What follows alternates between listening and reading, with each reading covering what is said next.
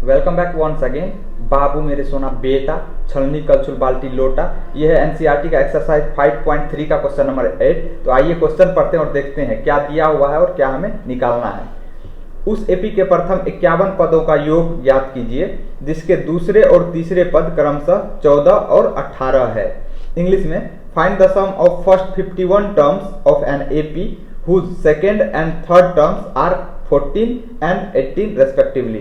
आपको एपी का दूसरा और तीसरा पद दिया हुआ है 14 और 18। तो उस एपी के प्रथम 51 पदों का योग क्या होगा ये निकालना है। तो पहले जो दिया हुआ है वो हम लिख लेते हैं। दिया है, क्या दिया है? दूसरा पद। दूसरा पद को क्या लिखेंगे हम? A2 बराबर कितना? 14। और क्या दिया हुआ? तीसरा पद A3 बराबर 18। तो पूछा क्या जा रहा है? S51।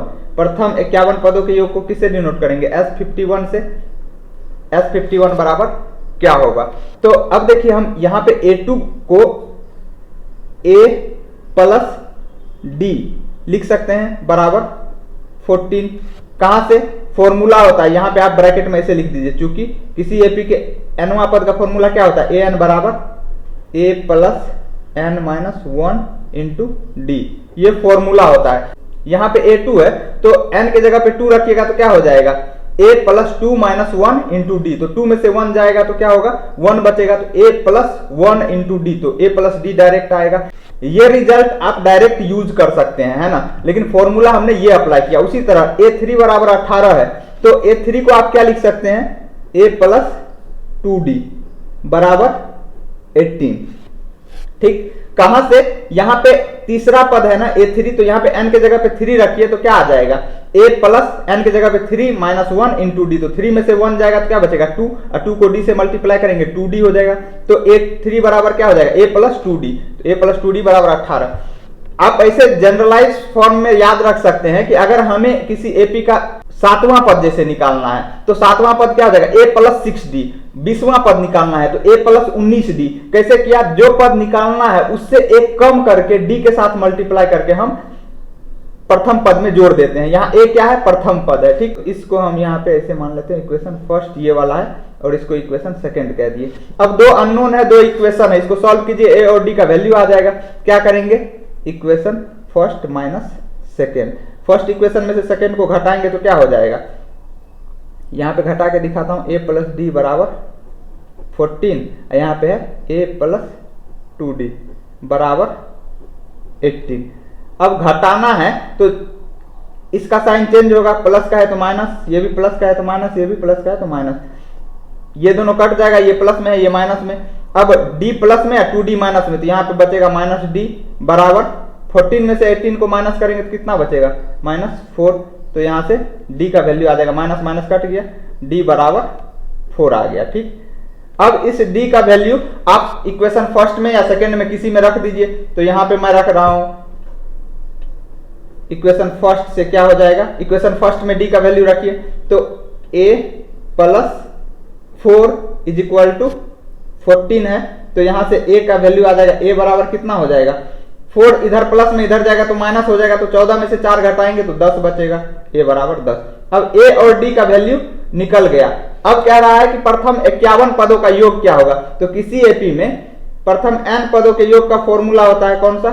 n/2 into 2a plus n minus 1 into D. ये फॉर्मूला होता है। एक और फॉर्मूला होता है n/2 into a plus an, जहां an अंतिम पद होता है। तो यहां पे हमें यही फॉर्मूला लगाना है। an अगर लगाएंगे an वाला फॉर्मूला तो आपको 51वां पद फिर से निकालना पड़ेगा।